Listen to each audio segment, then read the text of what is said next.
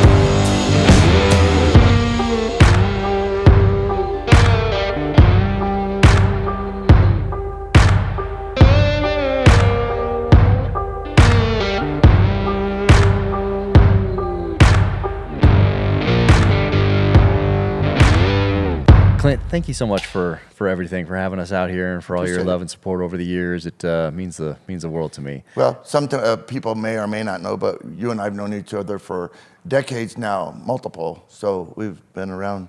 I think that they go like, oh, he's just interviewing this guy, and kind of go, no, actually, we've known each other for a long time. So this was interesting to have people who are real writers. Yourself, well, okay. Well, Stephen Pressfield, for sure. Right, wow. Yeah, right. Yeah. So, I think it's a good time, and he's an interesting individual. And anybody who knows like Gates of Fire, they'll know the books, and that he does a lot of stuff in that from a historical perspective on war and warriors and stuff. But it was he was a former Marine like myself in 0311. 1965. Right, 1965, and he just openly said, "Hey, I really haven't shot a gun since then for 50 years." Right. So it was interesting, and you see, without being ugly, you see the light come on. Like in the sense of like, oh yeah, I kind of remember that.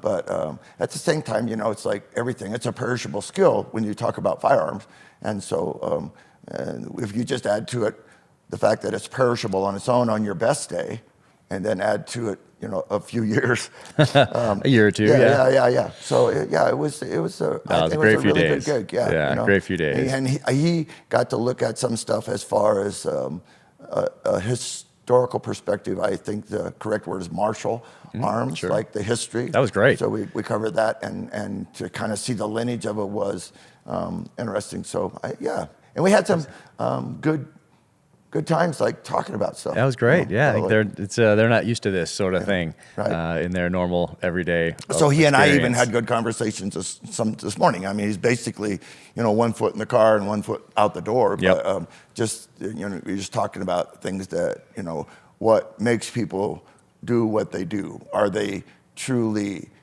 Because I think there are a lot of words today that are really misused or overused. Oh yeah, hero. I heard you guys. Yeah. So I go like, okay, so did the person jump on the grenade to think that they would be a hero, or did they jump on it for their teammates? And then, do we define them as a hero afterwards? Their act was heroic, but I don't know that in those. And you've been there, and I've been there a long time ago. In those very, very, shall we say, intense moments, with something not going exactly right. We're not losing, but this could be bad. Do people rise to that from training? Just like I talk to people and they go like, all right, do you remember the first book that you wrote? And do you remember the last book that you wrote? And they were the same, but it was different. Yeah. So like, does a person become more heroic if they survive something traumatic? Definitely most overused terms, especially in the sports world. Right. Hero and warrior. When you're talking about someone that hits a ball or makes a basket, it's for $35 million a year. Yeah. Oh, that was a heroic shot. Maybe not. Maybe not. It was a good shot. I'm sorry. It Yeah, was a good shot. You threw the thing a long ways. And I wanted to ask you a couple things Okay. today about your experience as far as moving into the Marine Corps, going through boot camp, what happened after that, and then where you ended up. So, do you remember your first experience at Marine Corps boot camp? And was it Paris Island? No, I was a Hollywood. You were Hollywood, okay. Yeah, San Diego. Next to Coronado. I did know that. Yeah, I did know that. And yeah. so, because we used to listen to the sailors over on Coronado, you could hear them from there. It was a different time then. So, What year was it? 1967. So I graduated in June of '67. I went in the Marine Corps September, and people go like, "Will you?" I got it. My family, they weren't like what you call lifers. In other words, they weren't career military. But my dad served in World War II, and my dad's dad, my grandfather served in both 1 and 2 as far as the wars. And it was just a different time, and we were raised differently. I mean, we were the kind of people that had the American flag flying in the front yard on a pole. Yep.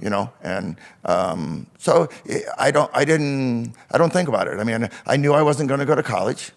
Okay, I mean, I knew that. I kind of made it through high school, sort of, and that was the path. That was the deal. Do you remember the first weapon that had you shot before you got there? Had your dad taken you out we shooting? went hunting as kids, and I used to go with my dad. My dad was a career police officer, like 25 years, so that he did do a career at. And I always went with my dad more than the other kids. My older brother, I go rabbit hunting with him, but I used to go with my dad when my dad was a shooter. I mean, he was a shooter, but I used to go with him, and we'd go to the police range, and then we would shoot. And I would kind of sit there. Yeah, Smith & Wesson 6-inch barrel K38. And was that his duty? No, that would have been his competition gun. Okay. And in Bullseye they had 3 guns, like a 45, a 38, and a 22. Oh, okay. So they shoot 3 classes like in Bullseye. At least they did then. I have no idea what they do now. Yeah. So I had shot. Introducing the BCM Stock Mod 3 and Marksman Risers. Built from years of real-world experience, the BCM Mod 3 stock is the next evolution in M4 accessories. Minimalist, snag-free, and just 6.4 ounces with double-walled H-beam construction for unmatched durability. Paired with the Mark III Marksman Risers in 0.5 and 0.8 inches. The Mod 3 offers total customization with 6 mounting positions and forward or reverse orientation. It delivers a consistent cheek weld for passive night vision or CQB. For high-ready weapons manipulation, it features a removable diamond-textured butt pad, non-slip grip panels, and a quick-adjust design with integrated sling attachment points. Plus, its patented internal latch system and ergonomic lever ensure rugged performance with tool-free installation. Proudly made in the USA, the BCM Mod 3 stock, built to outlast and outperform. Get yours now at BravoCompanyUSA.com. Absolutely. I remember. So I went there in September. It was dark, like I think they plan it that way. You get off the bus, get yellow footprints, go inside, get your hair cut. Go inside, open a box, put all your shit in a box. Have a label made out, send everything you own. You're kind of standing there butt naked. All the stuff that was civilian is now gone. Yeah. And literally tens and tens and tens and hundreds of thousands of people have done it. Mm-hmm. So a lot of people can relate to it. There was some form of that for you when you went in the Navy. So off the bus, same thing. The whole thing. You don't really do very much in the beginning except let's run and let's run and run. And then so the first rifle, the real big introduction, M14. M14. So that's what I started with. That's what I grew up with.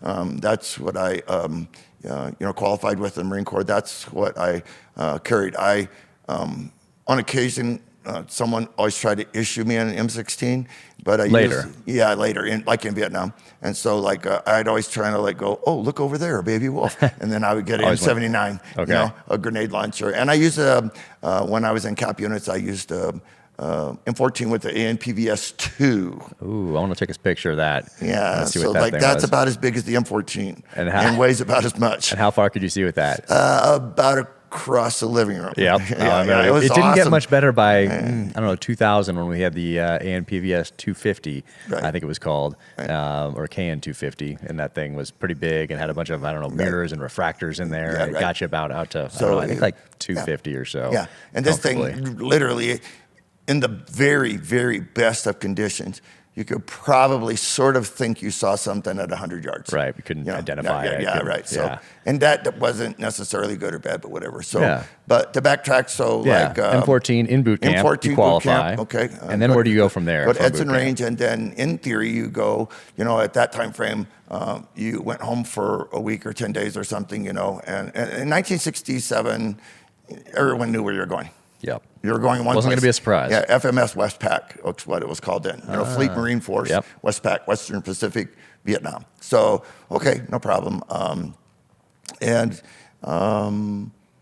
So I went from there, came home, in theory, go back to what are called staging battalions. So they stage everyone to get ready to go. So there wasn't a advanced infantry type thing? No, I already did that. So boot camp and then boot camp, ITR. ITR. And that's infantry training. Now it's called School of Infantry, I think. Now and where was that? SOI. And that Camp Pendleton. Okay. Okay. So you got to climb up the hill and down the hill and up the hill. There. And still M14s. Yeah, still M14s. Nothing changed on that. About how long was that? So, can I say a month? Yeah. I kind of think so about that's a month-ish. Right. I think it was about a you go month. there and you're doing infantry just tactics. Infantry tactics. They had an improvised sort of what you'd call at that time, since we were fighting in Vietnam, they had like a Vietnamese village. Okay. They'd have play actors, and you were supposed to chase people around in the woods and then run through barbed wire and be crazy. And had those instructors been in Vietnam already and come back? I'm pretty sure that most of them had. I vividly remember that my 3 drill instructors in boot camp had all been to Vietnam, and 2 of them had Purple Hearts. Wow. And there were 2 E5s, sergeants, and then the senior drill instructor was a gunnery sergeant. Okay. So you'd have 3. So they would be in the daytime mostly working over. Then there'd always be one that had the duty at night. So like you post the fire watch and yes. So boot camp. ITR. And at ITR, it was M14, and did you do M79? Did you do any mortar work? Oh, yeah. Did you do we any shot machine gun work? M79s. We shot, at that time, 3.5 rocket launchers. You got to fire a round, a live round. One round. You got to turn on a flamethrower, have it strapped on your back and burn stuff up, which was, and most of it was just, like literally, like we shot a pistol, 1911, and it was literally a fan fire. You walked up, guy loaded the magazine, loaded the gun. Don't point it at me, point it down there, pull the trigger 7 times, great, get out of here. Next. Yeah, next. Yeah, right. So you could say that, I've seen one. Wow. But that's sort of like I saw a baby wolf, like, well. Same thing, like throw one grenade type thing? Yeah, throw a grenade. And that was always exciting because like some knucklehead always dropped it in the pit, so everyone bails out. So, then. The machine guns, any M60? Yeah, I think we got them, loaded it, unloaded it, but then they started to get into like, sort of specialty stuff, because when you got out of boot camp, you would be given your MOS. So like I was 0311, the Army would be 11 Bravo, 0331 are guns, machine guns, 0341s, mortars. So like you'd start to know what your skill set task should be. Right. You shot all the other stuff as a familiarization, but you will like do that. So and that was that. And most of it, that was. I'm not saying they rushed you, because I don't know like where are you going. Right. But at the same time, let's it get wasn't it. very in depth. Yeah. You just get it. And let's get it done. Let's get out of the way. How about tactics-wise? Was it flankings and ambushes and anything like that? Yeah, to some degree. But same thing. Like in retrospect. Our deal is always like, hey, I have 3 days to teach somebody how to shoot a rifle. So I can't really beat them up very much, But then, I wasn't necessarily a paying customer, so to speak. You just do what they tell you. You go do that. So how about claymores? Did you guys do claymores? No, don't mess with those. Okay. That would be then. I know that the guys that were given the MOS for EOD, explosive, those guys, they started messing with stuff. The gun guys, they got guns. The mortar guys got mortars. And the infantry guys like myself, you just basically got sort of like, here's the flash view of everything, so to speak. You did that. I went home, came back. Went home again. Got another week or two. Only one time. So boot camp. Okay. All the ITR. Got Go home for a week, come back, and then you go to staging battalions. And so when you're at staging battalions are actually held at Camp Pendleton. Okay. So the staging was there, and then you stand on line, you walk up, and they give you your orders. Like FMF Westpac, smack them FMF, because everyone's still private. I mean, you might be a PFC or two in there. Okay. And then I got to the front, and they go DLIWC, Defense Language Institute, West Coast, Monterey. Did you know what that was? I had no idea. I even asked the guy, what's that? He goes, you're going to language school. And I go, really? That was my first inkling that the Marine Corps might have idiosyncrasies. I'm kind of going like, really? Dude, I don't even speak English right, okay? I took high school in Spanish in high school, and do you remember taking an aptitude test for it, or did they just say whatever. I know now. I know. They go, hey, what did you do as a kid? There was some pleasant person there when you first got there, and you kind of go like, oh, I went hunting with my dad. 0311. Okay, I saw a gun once on TV. 0311. How'd they get the language for you? I have no idea. So somewhere in there, I must have guessed right 3 times in a row. Anyway, so it was a 90-day wonder course. And of course, it was up to Monterey. You go. Monterey. So we got like 3 months in scenic Monterey. Go down to the pier. Not bad. Look at the Coast Guard boats. Look at the hoochie coochie girls. Yeah. In retrospect, it was a total waste of the government's money for 90 days and it wasn't that you did or didn't. I found a piece of paper the other day. It says I got like 85% when I graduated. Nice. So whatever. But the interesting part was. It was a total waste of money because you were taught social speaking. Like, hey, Jack, would you like to come to, hey, Bob, would you like to come to dinner? Instead, Nguyen, would you like, And so that's not what you needed. What you needed was move the machine gun over here, shoot the shit out of everything that moves, and so. Yeah, that was still a problem in 2007 when I went, and they sent me for French because they thought I was going to go to North Africa, West Africa, and do a couple things, and those are former French colonies.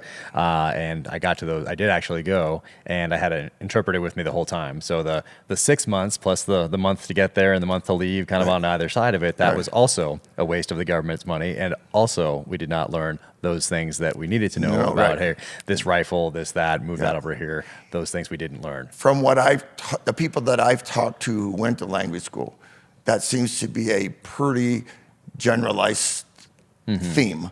In other words, it was okay, but I didn't learn whatever. So got a few months in Monterey.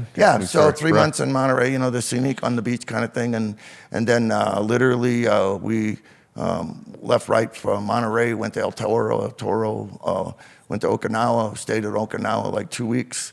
And are you with the guys now that you're going to be in country with, or you're just kind of? Because you remember, that's like now we're starting to talk the first quarter of '68 that you're getting ready to go in. So there's no workup. You're not going to see. So the guys to your right and left, and you've done this training together. You're just going. You're going. Baptism by fire. The guy on your right or left is a Marine, and remember that was during TET.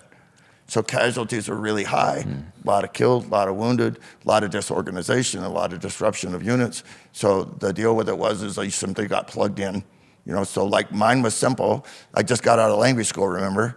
So like when I got there, they give you your thing, and you get on a C-130, and they fly you to Quang Tri. Okay. Right at the very north, northern part of Vietnam, right? Because the Marines were in the north, is that? Normally I-Corps, and there was some stuff there. So in my first, I was 0311 Infantry. My first unit was Mike Company 3-3, 3rd Battalion, 3rd Marines, 3rd Marine Division. So Mike 3-3. So you get off that plane and there's somebody. You get off the plane at the C-130. There's a gunnery sergeant there. All you guys, okay, and then they take you as a herd. And then when they get there, okay, you're going to Mike Company, you're going to India Company. Like everybody from left of my hand is going to Mike. Everybody right of my hand is going to India. It's just that kind of. There wasn't anything. You go to the company clerk. Name, rank, serial number, blah, blah, blah, blah, blah, blah. And I, kind of shuffle papers around.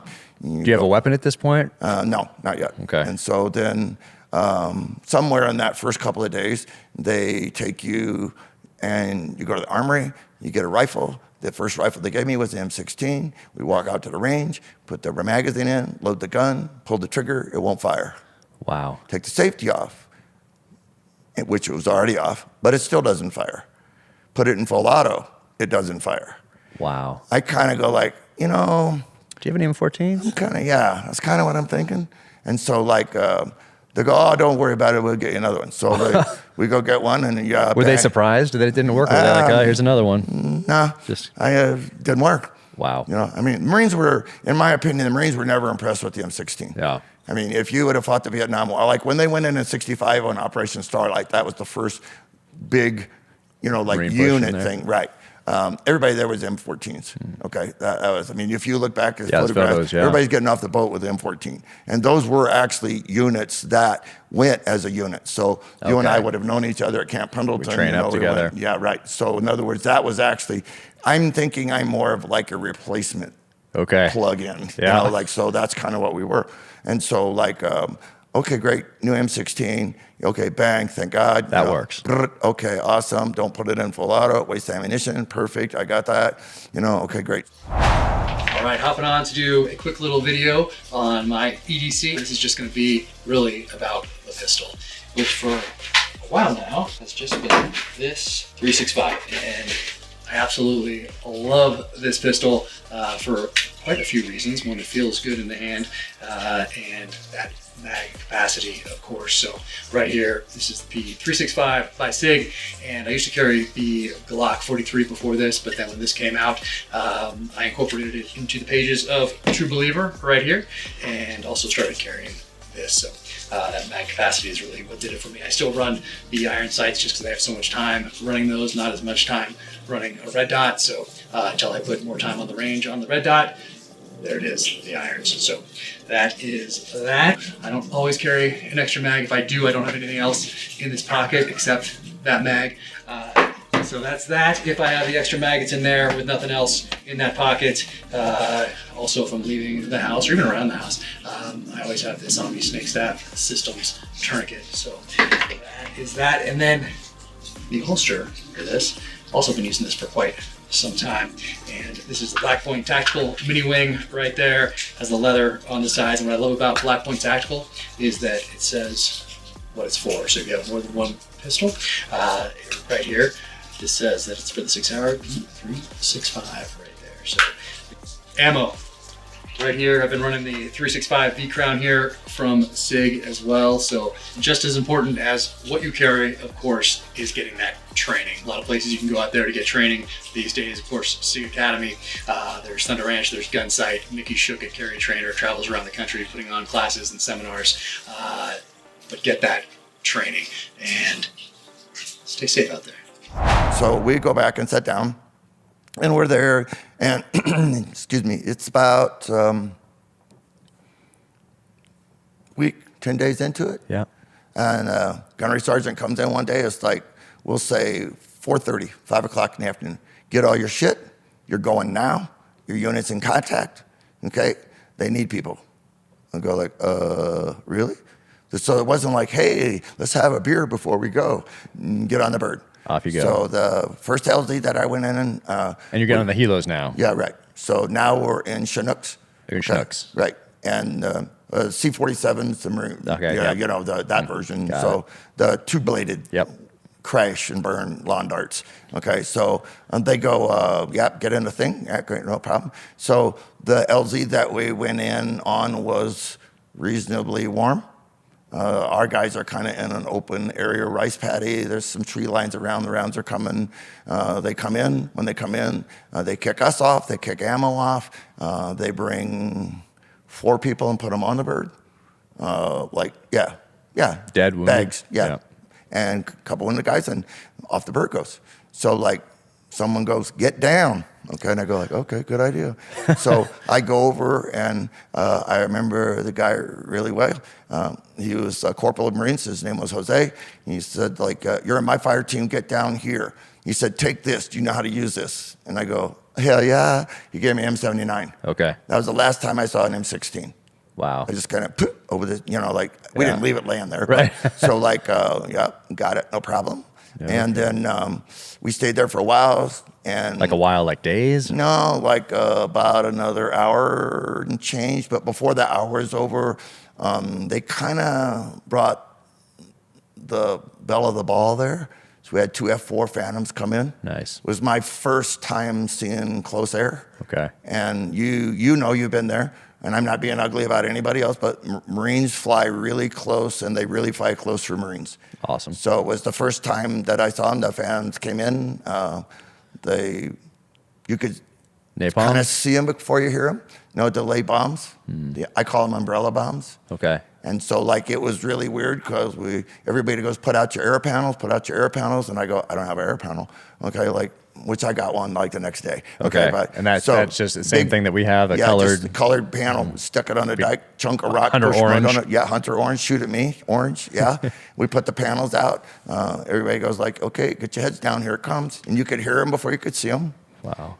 They were there before you actually got the idea that they were there. Yeah. And I remember rolling over and looking back, and you could see them release the bombs like over Wow. there. You kind of go, that's a bit short, except that the umbrella comes out, the 4 spinners. Wow. Okay, I've And seen then- pictures of that. So it goes over. Yeah, Okay. wow. The bombs go over. You can feel the jets, the afterburners. I wasn't smart enough. I mean, dude, I'm like 18 going on 19. I wasn't smart enough to know what the heat was. I'm kind of going, oh, here comes hell. Like whatever flashes to your head when you're sort of dumb. And so they went over, whacked in the tree line. Wow. They fly off, and we kind of lay there for a little bit, and they kind of go, okay, everybody get up, get online. We're going into the tree line. So you go in there, and it's a cluster fornication. I mean, those bombs, they jack shit up. Okay, it's just like whole shit, everything's shredded. Okay, stinks really bad. Okay, I think. Yeah. And I don't know whether it's the ordnance, like the Combination of yeah. bodies. So stayed there. So this is my one really bad Clint story. So we get in a hole. I got in a hole. We're there, and it gets dark, and you know what I mean when you can put your hand out, but you can't see it. Yeah. That's dark. Oh, Okay, yeah. that dark. You've been there. Oh, yeah. Okay. And is it triple canopy? Right, so you No, moved this is kind of open still in the plains. Okay. So we're basically west of Quang Tree before you actually get into and we're east of the rock pile. So we're in an area around what's called Cam Low. Okay. And so we were there, and just kind of in the jungle.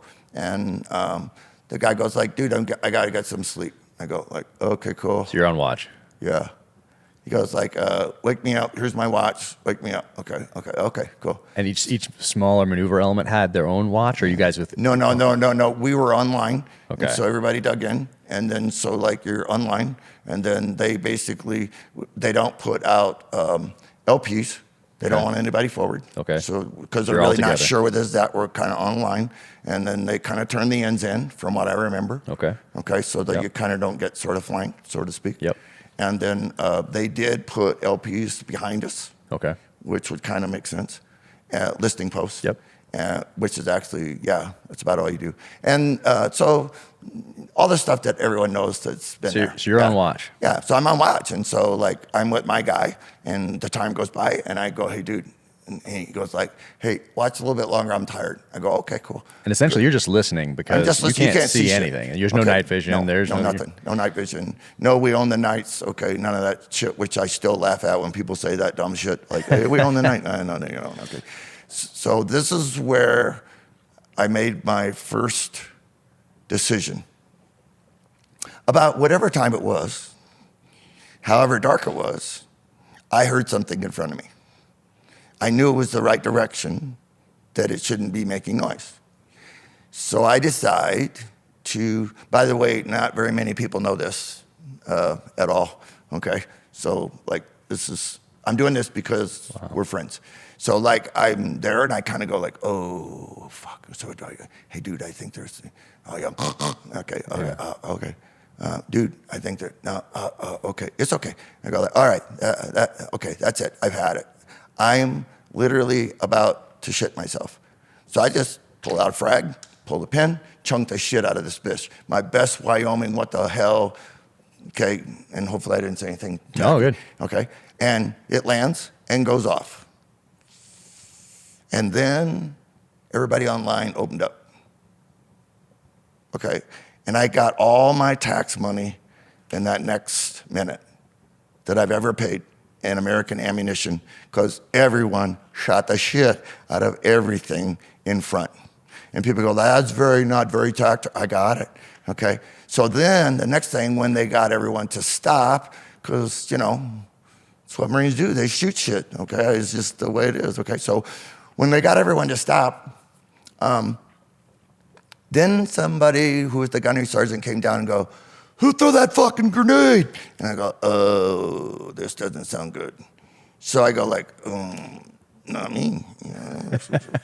So I kept the grenade ring for like 3 months in my pocket. No one ever knew? No one ever knew. It was me. Okay, so like the dude, of course, when the thing went off, the guy is sleeping, he jumps straight up, you know, and he's like, pow, pow, pow, pow, pow, pow, pow, you know, and I go like, wow. And people go, that's not very good fire discipline.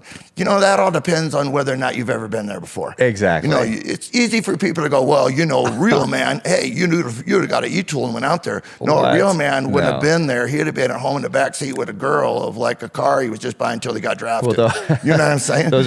So, and you can ask Heidi. I very rarely ever tell that, but because it sort of sounds chicken shitty. No, it doesn't but at all. I kind of go like, hey, man, you know, dude, I'm 18. Heck, I mean, yeah, it's a lot of responsibility. You know, what was out there? Nothing. Or whatever it was that got blown up and shot. Okay. So we did the next day. We did the next day get up when it was daylight, and we went through, and there were people there, but they, I believe, were killed by the airstrike the day before. You know, and like, so that was my first visual on dead bodies. You know, like in the sense of like dead bodies. Nothing spectacular in dead bodies. Dead bodies, they're dead bodies. They just don't have life anymore. Yeah. And then we came out the other side, went in a rice paddy. Again, we went across open paddies. And then that's where I saw a second bunch, quite a few actually, probably 25 or 30-ish, I'd guess, dead bodies. And then we went in to join up with our company's sister platoons. Okay. So like we were, I'm thinking, I know exactly. First squad, first platoon, okay. Nice. You know, first fire team, first squad, first platoon, Mike 333. You don't forget that stuff as a Marine. 333. Right, okay, so. Do you remember your mission? Did they tell you, here's your mission, this is what we're doing here? No, we're going Here's out the there. commander's intent. No, None of that. dude, I was a private. So no one Actually, I was a PFC then. No. So never explained any of that? No, we just get online, stay online, don't do nothing stupid, and like go whatever. Wow. So we're here to clear this hamlet, this province. So it was interesting when we got to this place, they needed to move us somewhere, so they brought in Amtraks. Okay. An Amtrak is a tracked gasoline bomb. Okay? So like you can always tell when things are bad when you go like, okay, great, Amtraks I rode in, they lower the thing, you get inside, they don't lower the thing.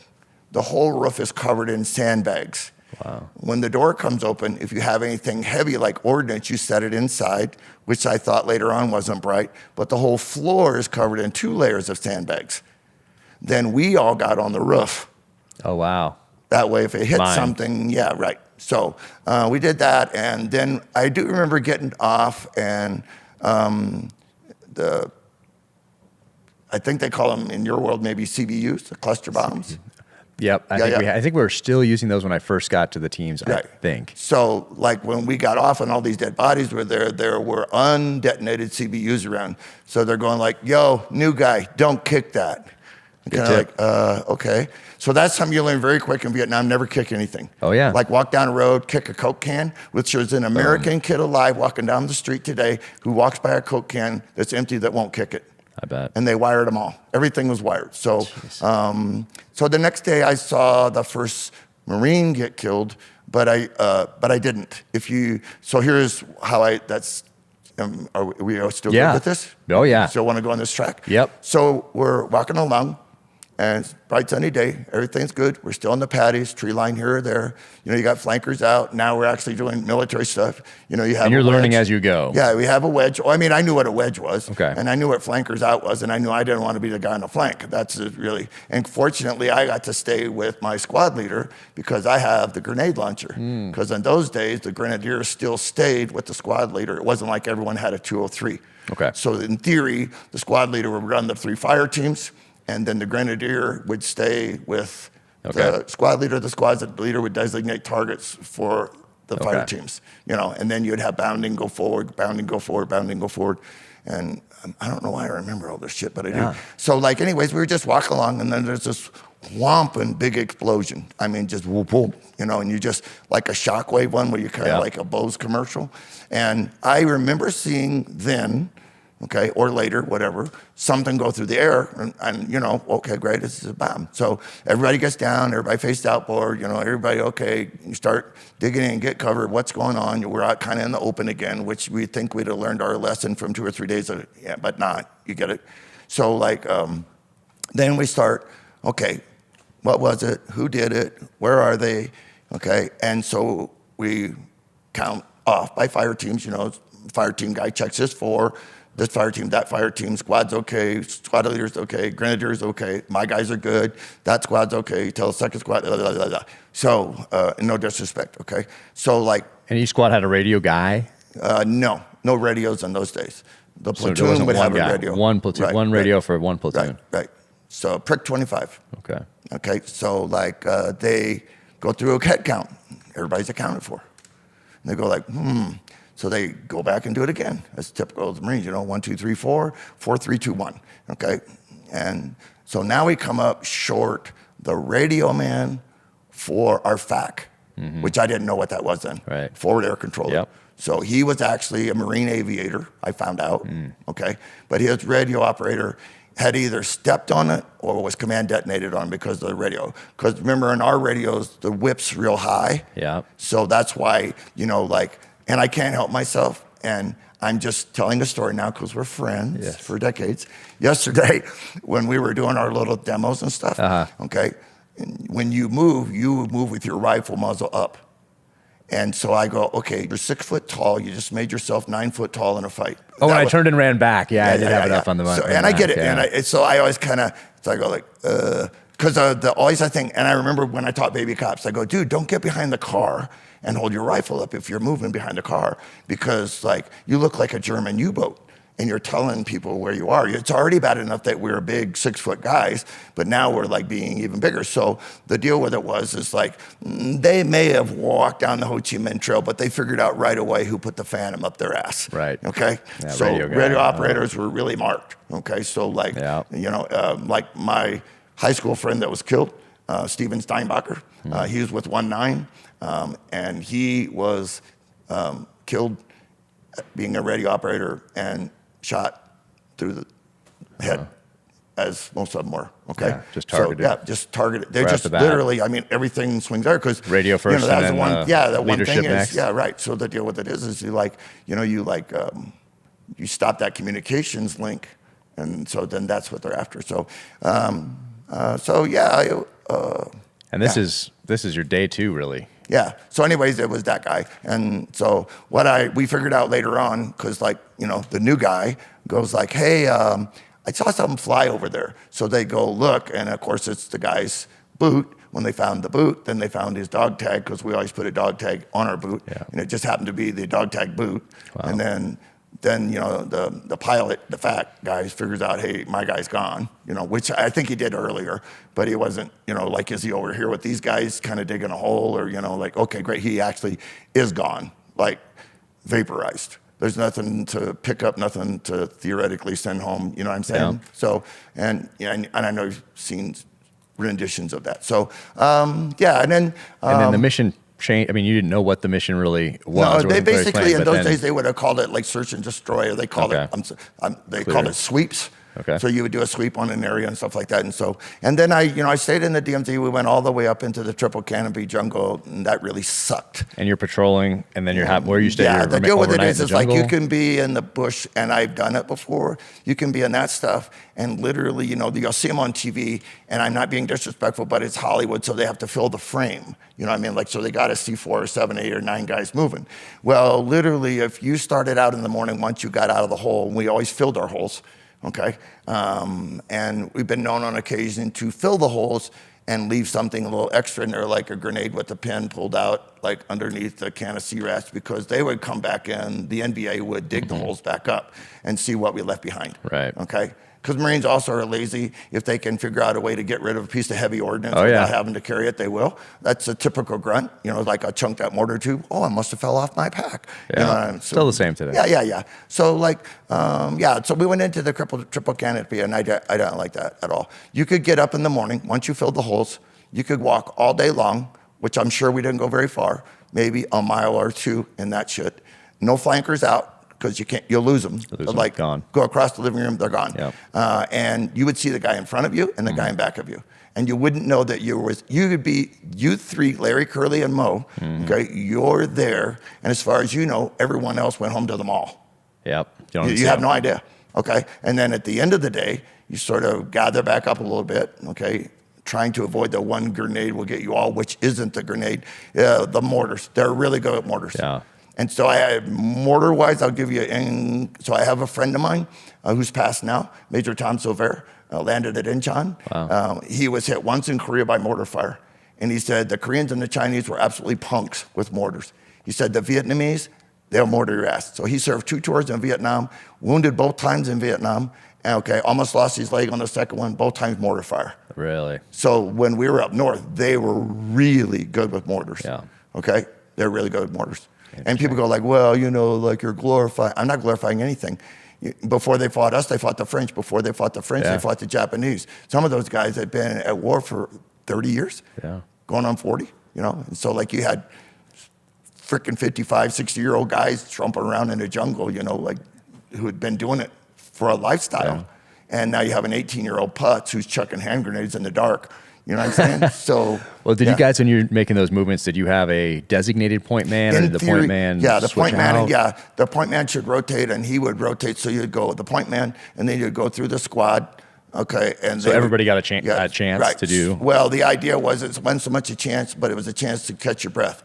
Yeah, because if you're really on point, when you're on point in that, you're not on point. You're just a guy out in front with a machete. Oh, okay. And you're just cutting a hole to go Did through. you dual point? Did you have somebody doing that and somebody right behind him or anything? Yeah, well, the guy behind him usually. And when we did it, generally, there'd be 3 guys that kind of stayed really close to the front, so they would rotate, and they carried 3.5 rocket launcher, bazookas, hot. Okay. In the tube, wired up, ready to go. Then they'd have a bag man and another guy, and then they would trade off carrying the gun and then the ammo between the 3 of them.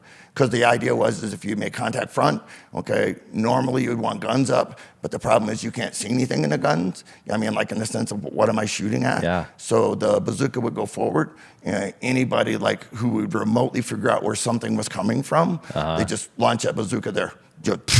And it didn't matter. The crazy bastards, like if it's 15 yards in front of you, they would chunk the thing there, okay? And you just kind of go like, that's pretty close.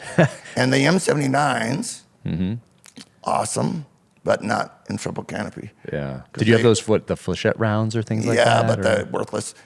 HE primarily. Yeah. But it rotates a nominal 12 times. Yeah. Arms. Yep. And it doesn't go very far in 12 revolutions. No. So you're a lot of times eating your own stuff. Yeah. So you had to be careful.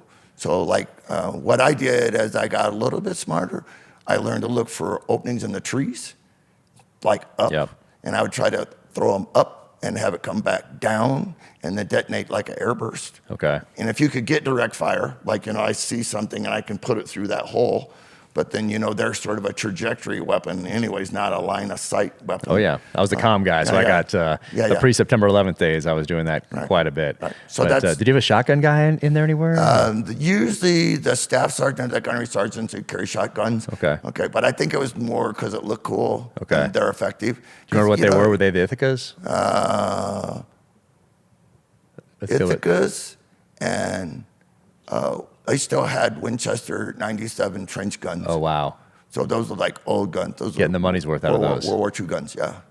And I didn't see a lot of Winchesters, but I remember seeing them because it always freaked me out that they'd carry it with the, as I got older, it freaked me out. At the time, I was too stupid. But they would carry it, okay, with a hammer down on a live round. Of course, it's an inertia firing pin, so a bad idea if you tripped or fall. Okay. It shows you, in theory, what you and I would do if we did it today, we'd put it on half cock. Okay. But the problem with that is in the middle of the shitstorm, you got to reach up and Remember. cock the Yeah, you hammer gotta all the remember. way. Yeah, you got to get it to go where the other ones. And I'm not, I absolutely be. If we went black and played video, it'd be absolutely terrifying to see gun control. I mean, like a muzzle control. I mean, like you could, like, dude, you just like walk, a click uphill in triple can. You're just like, I'm trying to stay alive here. Yeah. So that went on for a while. And making a longer story shorter than, I just like helicopter landed one day and they go like, Smith 2383729, get your butt on the bird, went on the bird, flew back to Quang Tree. They go like, hey, great, we're reassigning you. Okay, great. And then we send you to Da Nang. Okay, I go to Da Nang. I get there, you go and we see that you've been to Army Language Institute School. And so you speak Vietnamese, and I kind of go, English? 85%. Okay. Yeah, 85% were. And so then I got picky. And so what we did was same thing. The first guy I met and that kind of was buddied up with was a guy named Doug Bader. And he was actually was an American Indian. Oh, He no was kidding. from the Carolinas. He was a Cherokee. Wow. So like, and that, he was. You know what I mean? Not like everyone else today goes, oh yeah, I have some Indian blood in me. No, you don't. Okay. Do a DNA thing, you're a Russian. Okay? Like, whatever. So anyway, so we got grouped together because we were replacing a cap unit that had been wiped out during TET. So they put 12 of us together, Larry, Curly, Mo, Jerry, and Steve, and off you go. Off you go, and okay, great, go here. This is where they all were. This is where they all got killed. This is the gate that's blown up. We're not doing this anymore. So we're making the cap units mobile. Okay. Because they were living in the villages at that point already? Or? They didn't live in the village. They lived right outside the village. So there'd be like a compound, barbed wire, bunkers, sandbags, mortar pit, like whatever. But the idea was that was kind of their The problem with it is the villages are probably what got the Marines killed during TET, because that way the people will say the other guys, not necessarily the bad guys, which we discussed, the other guys got really close, and so they were able to breach the wire and get them, and how that goes. It could have been, no one knew TET was coming. That's why, they completely, if we had known they were going to take over Way, we would have stopped it. Okay, so so we just went into these, and then the cap units, they go like, okay, we lost too many, so we're going to make you mobile. So you stay right in the village in the daytime, and at night we generally would run 2 ambushes. We'd split the 12. Okay. You were never without another Marine. So the smallest common denominator was 2, be me and you. Yeah. Okay. And then we might have 2 or 3 or 4 Vietnamese with us, which we generally after a while picked kind of the Vietnamese we wanted. Yeah. You kind of figure out which guy. Not much has changed. Well, you remember what I told you about indigenous troops, okay? Normal, don't trust any of them. Yeah. Okay, so whatever. And then so we would start in a certain place. As it became dark, we'd go to a certain point. We would stop. We'd split. We'd go to certain points. Are these predetermined ambush points based pretty off much. intel, or based off, hey, there's a trail here? Based on dominating that area of operations. Okay. In other words, we're trying to. So if you ever look at cap units, and most people, but anyways, There's the book The Village. there's in that area where we were at Hoi An, there was a minimum and maximum launch range for the 122 rockets. Since we were next to and guarding Da Nang, so to speak, these belts ran on tactical maps from South China Sea to South China Sea. Da Nang's in the middle. This is where they can launch them from. They got to be here or here, okay? They put the cap units right in there. They bracketed them. We butt up. So our tactical area of operations would butt up one basically area. And generally an area was about 2 clicks. Okay. You know what I'm saying? And sometimes smaller based on whether there was a river. So ours was a little smaller because there was a river that ran through, which was actually probably more dangerous than not having it, because rivers are mobility, relatively quiet. People can cross them, so whatever. So we did that, and and so it was pretty much a happy meal. We'd do the 2 ambushes. Everybody would stay cool. And then what you do is just... and you'd initiate them with what? Do you remember? Yeah, usually claymores. We had this so now you had the claymore Yeah, guys.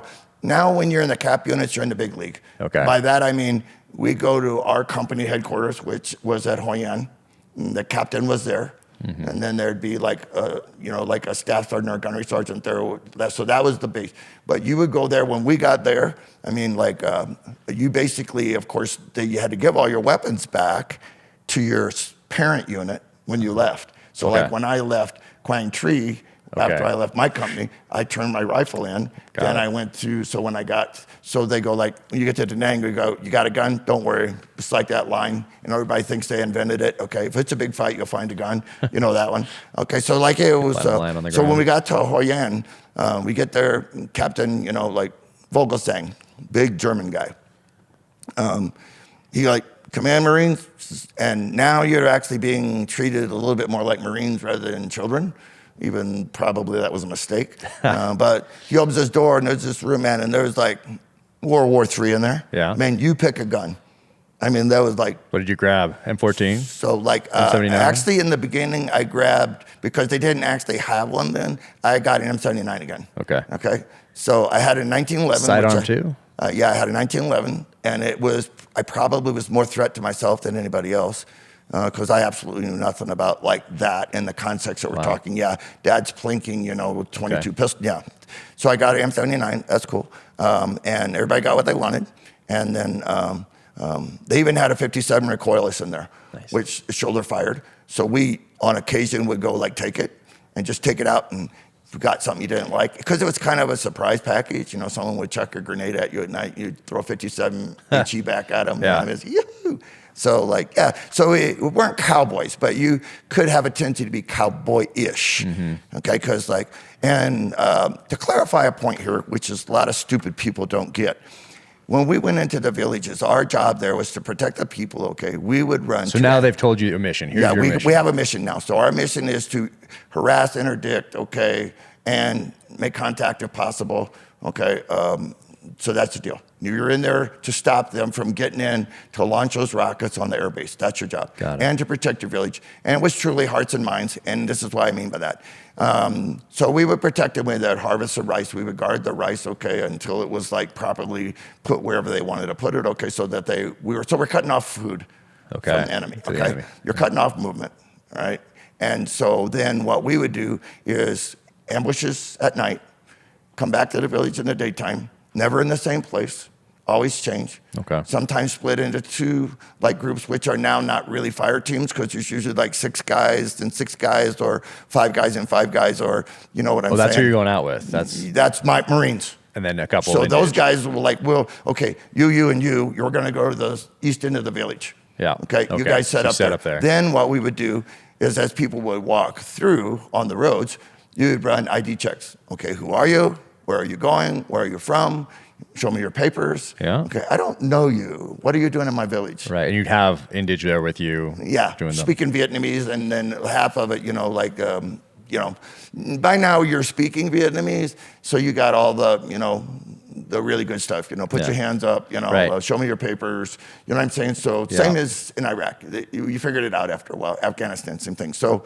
Were you guys when you set up in those ambushes? Do you remember you were online or L? Online L's, and we actually ran circular ones. Okay, so the idea is we had, and you never set the same place every night. You'd always go. So a favorite place, for example, there was a cemetery. So you would set up just inside in a circle. Okay, which sounds weird, but not. Okay. Because the problem with linears, it always sounds really good and it's all tactical. But I can tell you, okay, from personal experience, no matter which way you're facing, it's the wrong way.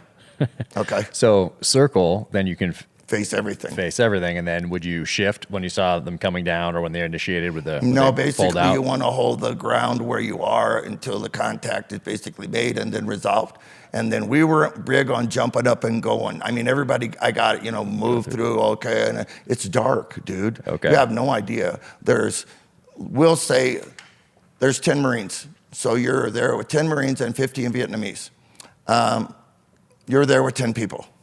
So you guys light it up and then Well, out of there? you had to kind of encourage people to shoot. And most of the time, if you made contact, you could break contact. And the circular ones we anticipated we would hold. So we always had air, like puffs on call. Nice. And of course, the Air Force, the Air Base, took really good care of us because they knew the cap units were keeping the rockets off of them. Oh, wow. Okay. So when you called Yeah. for air, they basically there. just came off the ground, wheels up, and they're over you. I mean, that's how quick. So like if they had a bird like in the ready, then you'd get stuff really good. Yeah. So yeah. So and the most I've ever seen, I have. I told you, and I don't mean anything about it. Okay, it's just that there was a time when I made a poor decision and I got an enemy marksmanship award. And is that this deployment here? Yeah. Yeah. And so towards the end, I only got like 2 weeks to go. 2 weeks to go. And so like. So you've been here for how long at this point? Almost a year? Going on over a year. Going on. Over a year. Yeah. Marine tours were 13 months. Okay. Armies were 12. Okay, so like typical Marine Corps was Exactly. 12 months. Yeah, right. So like that particular incident, which is 2 weeks to go. Yeah, right. Yeah, I got a little scrap. Some stuff flew around. I got dinged a little bit, but it was awesome. On patrol? Actually, we were in an ambush. You were initiating it? We sprung it. Okay. Okay, and that was cool, except the ambush, when you talk about linear, we would set up, this ambush was a linear. The idea with a linear ambush, okay, in my mind's eye for what we did is they would have what they would call KT's killer teams, whatever, okay, another fancy name. You'd take generally 2 Marines and 1 or 2 Vietnamese, trustworthy, and you would go out and look for trouble. Okay. Then you would start trouble. So And 4 then- guys. Right, and then you would come back, hopefully with everyone communicating properly. Yes. Okay, and see if they were stupid enough to follow, which they usually did. Would you leave a stay behind, like Claymore, time fuse, or anything like that? I did on occasion. So, you know what I'm saying? A lot of times, we generally didn't leave unfired ordnance on anything because you always ate it later. Or if you were running back, did you have a Claymore? Yeah, sort of like a John Wick thing, I guess you could chunk something, okay, but it's, again, it's a little bit more, I've seen 2 rows of Claymores, and that particular one, they set it off on the riverbank, and it had 30 in one daisy chain. And then we went back about 50 yards and set another row of 20. And then we went back, because we were getting a lot of movement on the river. So like as they came ashore with boats to bring people in ordnance, okay, we fired the first bank really loud, ran back, okay. And by now there's this cluster fornication as they're trying to get out of the boat. No, I didn't get tagged on that one. Okay. So anyways, we were out on this thing and find a wire going across the rice paddy. So this is the deal, okay. So this is the lesson for anybody listening. And don't cut stuff if you don't know what it is. So we cut the wire, not a problem, because it's a comm wire. And it's 4 of you guys. Yeah. And we go, okay, what does this wire do? So as Marines, you pull on it. Oh. Okay, because we tracked it down to know Okay. it's like here's a Claymore sitting right here. No, Okay. we're not that dumb. So we get the wire, we go out like 20, 25 yards on each end of the wire, staying low. Okay, it's not hooked to anything. Great. So we come back together and we start pulling on the wire. Bad idea.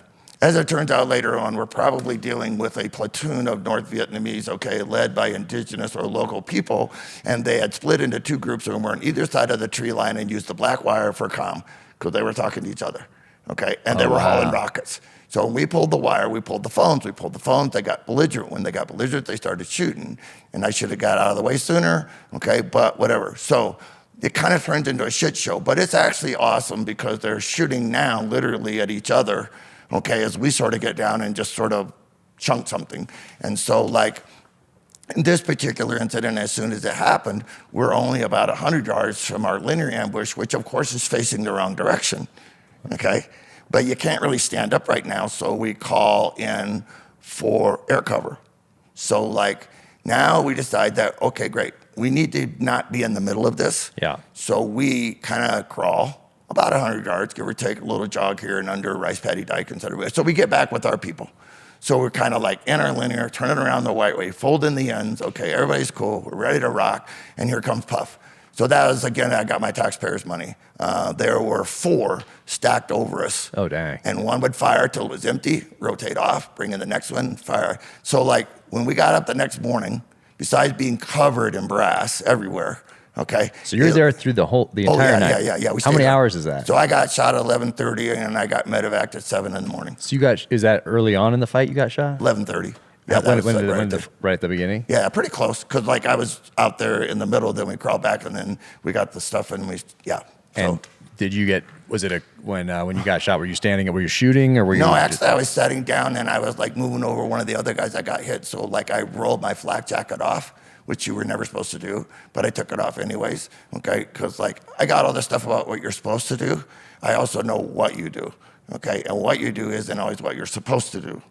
Yep. So I took the jacket off and go over there. And so one other guy's hit? Yeah, and he's like, through the leg, so he's not going to die. We like bandaged him, and mine was just like they just nicked me. It was like off my right shoulder. Well, okay. Whatever. It was a little more than a nick. I mean, What did I say in the cowboy movies? Yeah, they just nicked me. Okay, it's just a flesh wound. It was a little more flesh wound. Yeah, right, sort of.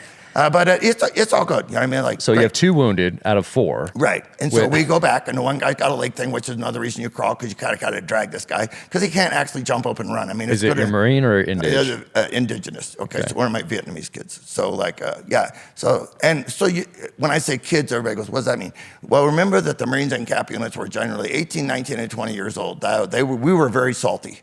Okay. Right. Our Vietnamese were 15, 16, and 17 years old. Wow.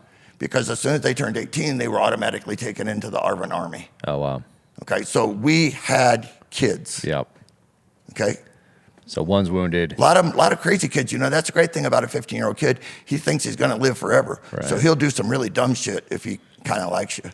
Okay. Like- So anyways, we get hit and we go there, and it's not a big deal. They're dropping flares, which turns out to be a shit show later on. So you're hit. You're still moving. Yeah, I'm fine. Yeah, I'm and fine. you're trying to drag. Yeah, we this drag guy it down. out of there. There's no John Wayne stuff. You're trying to move out of there. So we get back to the ambush, fold in the ends. Everything is good. We're good. Now they figured out where we are, so they start shooting at us. That's fine. We start shooting at them. And so now you're back with more Marines. Yeah, I'm back with and this was one of those, by the grace of gods. On that particular evening, we didn't split into 2. Okay. Because everybody was a little tired. And so if you're tired, every once in a while, we put everybody and blend together. So we're now talking a nominal 24, 5 of us total. Okay. Marines and our Vietnamese. And so are they still? Do you come back to they're lined up? You've moved back to them. They know we're coming. We move back to them, and we're all on the same line now. Okay. So now are you getting treated right now? You have a corpsman on you? Yeah, the corpsman comes. We always have a corpsman. Yep. That's sort of a Navy Marine. Yep. Okay. So like. And what does he do? Does he just stuff your wound? Well, the deal with it is really everyone shit themselves really bad, because when I got hit, the round was a tracer. So it kind of actually, even though we laugh about being nicked, it was a nick, yeah, sort of, but it kind of cauterized itself too. Wow. My jacket was a little bit kind of ashy, burning a little bit. I mean, like not on fire, but it was. So like, did it exit in the very or does it beginning, disintegrate when it hits? What did it do when it hit? It actually just like went in, hit the shoulder, lay a ball. What do they call that? Yeah. What do they call that? I don't know, so a socket or something? Yeah, the backside. And kind of creased it and went out. So it actually, if you look at it, it looks like a knife cut. I mean, it's not like this big gaping hole like guys that lost their freaking legs. I mean, bless them. Okay, so, so he comes up and, when I kind of got on fire, it wasn't sort of, because at first it was just a really rock solid, heavy smack. I mean, think of Mike Tyson hitting you with a boxing glove. Yeah. I mean, it's not like, oh God, I've been hit and wounded, I'm dying. No. All I remember the sensation is just like, you kind of wonder who the hell hit me. You know what I mean? That's how you kind of hit. So like when it was kind of ashy, I reached back and started smacking it. So when I smacked it, I splattered blood all over. So by the time I got back, covered in mud, then I got blood all over me. So it looks like my face has been blown off. Everyone's shitting themselves. I'm fine. Mom, I'm fine. Yeah. Okay, I'm fine. And they go like, hey, here's some morphine. I go, oh, Jesus, no. Okay, like, no, we're just getting ready to rocket this thing, because now the 2 tree lines have turned this way. Now everyone's shooting. We're shooting back. Everyone's shooting. It's a happy meal. So you're still fighting? Yeah, whatever, bloop. There you go, take that, whatever. No John Wayne shit, absolutely not. Call on the air, awesome. Here comes these puffs, man. So we got like one that came to us, and one more that came, and then one that was somewhere else that hadn't fired. So anyway, we had 4. They're awesome. They're circling, okay, and they're kind of laying off, so they're not like stacked up like a chimney. They're like laying off, okay. And you can always tell they'll turn. When they turn, you see the blue exhaust. Then you know it's getting ready to get ready because they turn, okay. Yeah. So, anyways, when we got up the next morning, it literally looked like they had run for like football fields around us. Wow. It looked like someone had run a rototiller. Jeez. I mean, everything was shredded. Anything that had vegetation, shredded down to the stump. I mean, they shot the crap out of everything. So, and I would point out here that when a gunship shoots, bullets have been known to ricochet. So shit flies everywhere. This idea that every bullet fired from the plane goes into the ground, no, they don't. Okay, I mean when you see the tracers, like the streams, okay, there's always 4 more between each one, and all that stuff is going somewhere. Okay, and so like, I mean, you're kind of go like, it's an extra hole in my pack, and I didn't have it before. It's been underneath me, like in this hole all night. There's no way anyone in that tree line could have shot that. Yeah. Okay, so like. That's where you get into weird shit like friendly fire and stuff like that. So, but yeah, it was all great. Sun comes up the next morning. Yep. Helicopter comes in, air cav. Big old yellow shield. Okay. How many people were wounded in that besides you and your injured? Just the other 2. And I have no idea on the other side. That was one of those ones where we don't know, we're not counting, we don't care. Yeah. It was just like shoot everything. Let's move away from this before we run into something that's bigger. I think the cap units. They would stick and fight, but they also learned their lesson during TET. Like there are audio tapes of Marine cap units being overrun during TET. Oh, wow. Where the guys are on the radio going like, holy crap, man, there's like 300 guys out here. Jeez. Okay, and there's like 6 of us. Okay, tell my wife I said goodbye. So yeah, but that happens. Dang, so you're 2 weeks away from going home. Right. Now you're heading back and you go to a field hospital somewhere? Yeah, so I go... long story short, helicopter, hospital ship, Da Nang. I go to Iwakuni, Japan. I stayed there for a month and change. And then from there, back to Okinawa, home for a month, and then back to Vietnam for 6 more months. No kidding. With the new unit? No, I went back to my cap units. And but new guys or the same guys are still there? A few of the same guys, yeah. Because it's not one of those things where your whole unit's coming back and another one's relieving. The people are coming. Right. So there's a thing, if anybody has interest in it, it's not a sales pitch, but it's called capmarine.com. And some people over the years have like put a lot of stuff together about it. And so they had a pretty high rate of attrition in cap units. Yeah. And I think that, you know how that is. If you take a small group and put them someplace, then they're, like your teams. If you put a SEAL team in of 4 guys, okay, and they run into 100 Taliban, you're going to have like losses. It just happens. So, but yeah. And you go back. So did you go home there and see mom and dad? Yeah. So, right. Home. And then going back. Back to Indiana and then back to Vietnam. And then same place, same village? Yep. Actually, they had moved to a new village, 2 miles closer to company headquarters, so to speak. And they were just shifting stuff, because you were out your welcome, so to speak, in certain places. And same mission? Had anything changed in that time? Nothing changed. Everything was the same. Same thing? Yeah, same thing. And they did that up until the time I left. When I left, I literally, it was like, no big happy meal. It's just your day. You just get your shit. You go back to Da Nang, they put you on the Pan American. You go directly from Vietnam to Hawaii, and then we went back. And of course, there when you're in Da Nang is where they do all the download. No hand grenades, no guns. You know what I'm getting at. So turn everything back in. Right, turn everything back in, and then literally when I got back, that was when. So it was December of '69. That was the fastest the Marine Corps ever moved with anything, because they were starting the Vietnamization.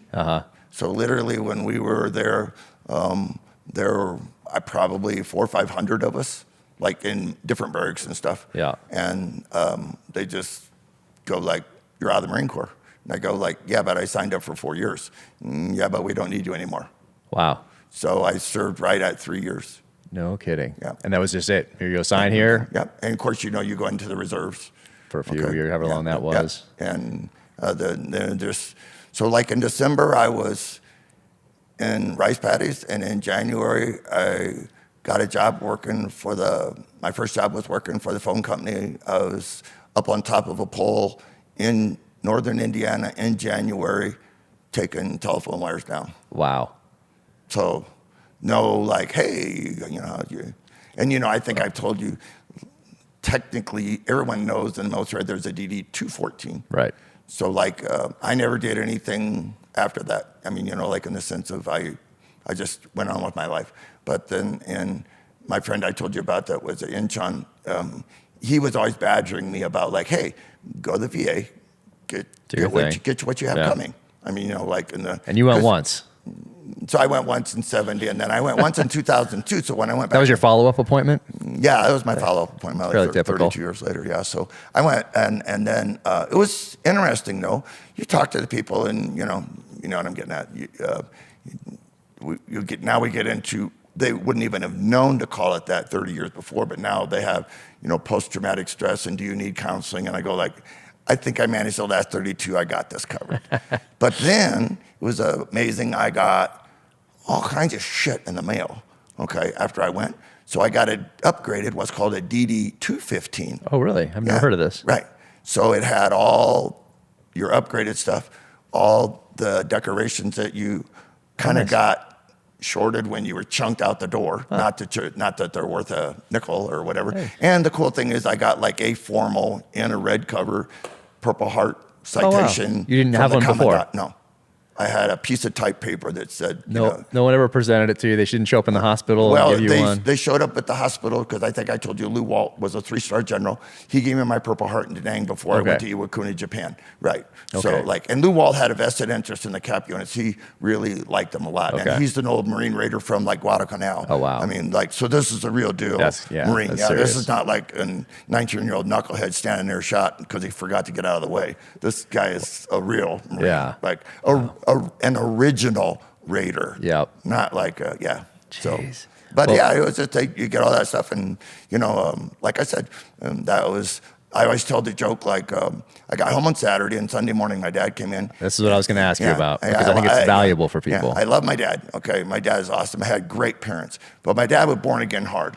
Okay, I mean like 42 missions in the Pacific, and he serious. lost a lot of friends, and so like. It was funny. Saturday I get home, hey, you know, hug, group hug, yeah, okay. Let's find a girlfriend right quick, okay? So like whatever. So Sunday morning we're sitting at the table, and my mom's cooking breakfast, and she just happy meal. And my sisters and brothers, you know, everybody's like, yay. And, you know, stupid made it home. And so my dad walks in, and he goes, hey, I want you to know that I'm really thankful that you're home. I'm glad that you're safe, okay? And I appreciate what you did. Okay, and he said, I need to know when you're going to get a job. And I go, tomorrow be okay, sir? He goes, yeah, that'll be fine. I think that's valuable. That's for how everyone. we spent Sunday. Go get a job. Because those guys got back from World War II, and that's what they did. Yeah. I mean, they just got back to work. And I think that's it. You know, I think, like we said, there's a lot of these things, heroes and honor. We know there are. You've met them. You've seen them. I know there are. I've met them. I've seen them. You know, like my friend Major Tom, you know, he had a Silver Star, man. He had a Bronze Star. He had 3 Purple Hearts from 2 different wars. Yeah. Okay, I mean, this Legion of Merit, this guy is a guy. Legit. You know what I mean? He's legit. I mean, I'm just a guy who forgot to get the fuck out of the way, you know what I'm saying? But, you know, it was funny when I was in the DMZ up north before I got transferred to Cap Units. I did get a piece of mail, and I got my draft notice. So that was awesome. Okay, so like, yeah. But that happened to a lot of guys. It was really funny. It was sort of the family joke. You know, used it as a fire starter that night. So like, yeah. But no, there's a lot more to life than just doing that. I think, you know, and I'm absolutely, you straight in the face, I am absolutely not a perfect person. I've done some shit in my life I'm not proud of, but I don't mean like rob banks or rape chickens. I'm saying, you know, I would have made different decisions, you know, on some stuff. But, you know, spending my 19th and 20th birthdays both in Vietnam and being 71 now, I wouldn't take a thing for it, but I don't want to do it again. I get it. If I had to do it again, like if you go, hey Clint, I need you to come with me. Yeah, I'll go with you. But you already know I move slow. Okay, so I have bum leg now. So, but whatever. But no, it's just a life experience. If you're gonna call people heroes and talk about people with honor and talk about those things, they're probably, I don't know about those words, but I know there are people who showed up and gave their lives and died alone and probably scared. And I think that we should remember those people. You know, I mean, I think there's something to that. And they did it a lot. I mean, we did it in World War I, we did it in World War II, you know, we did it in Iraq, Afghanistan, you know, and I don't know what honor is in a manner of speaking, man. We can come up with a definition, and I don't know, you know, about all that. But I'm just saying that I think that there's something in us that needs to remember that other people didn't come back. Sure. And so, you know, people go, hey, how's your life? And they go like, really? Dude, I'm living the dream. And I'm like, woo, you know, compared to I didn't come back, you know, so like, yeah. And what would you say to, or if you, for a message for people that have not met you, have not come here to train, do not maybe have a mentor in their life, they've spent a few years in the military, they have an experience in Iraq and Afghanistan, and now they're home, and now they're out of the military. Do you have anything that you say to them? They say you are told that a nominal 22 people a day commit suicide from military service members, prior service members. I think that if there was a way that we could help these people, you know, some people are just crazy. I know, I've seen it as a cop. That guy's just crazy, okay? You know, there's really no resolve. That guy's got a gun, he's walking around the front yard shooting. Yeah, I got it. There's a resolution for that. But I think they're also the same. There are people who, that we talked about a moment ago about people remembering people who perished. Yeah. I think there are people who have perished to a degree, but they're still physically here. I think if we could do something to maybe address that, you know, I think there's probably some form of evil in the world, as we discussed. Yeah. But I think that maybe you and I could see if we could not contribute to that today. Well, yeah, maybe we could raise children that kind of had a, you know, hey, you know, you shouldn't get shit for free, you know, and, you know, I got it. If people are downtrodden, and what's that thing on the Statue of Liberty? You know, give me your, yeah. But dude, really, like, here's a thought. On Sunday morning, your dad should walk in and go, get a job. That's it, right there. Yeah. I think that's a great way to end it. Clint, thank you so much for doing this. And once again, it's an honor to know you, an honor to sit down with you. Thank you for taking the time to do this. This episode of the Danger Close podcast is brought to you by Cry Havoc. From New York Times #1 bestselling author, Jack Carr. Cry Havoc, a Tom Reese thriller. Order now.